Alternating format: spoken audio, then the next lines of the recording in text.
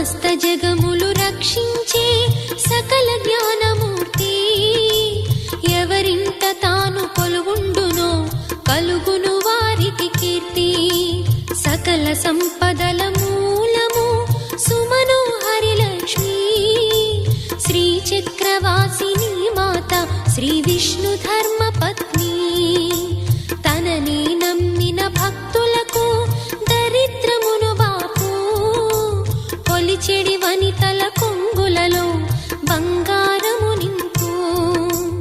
అష్టలక్ష్ముల రూపున అవతారం దాల్చినది, కష్టములను తొలగించగా భూమిలో వెలసినది. లక్ష్మీదేవి కథ, శ్రీ లక్ష్మీదేవి కథ, లక్ష్మీదేవి కథ, శ్రీ లక్ష్మీదేవి కథ.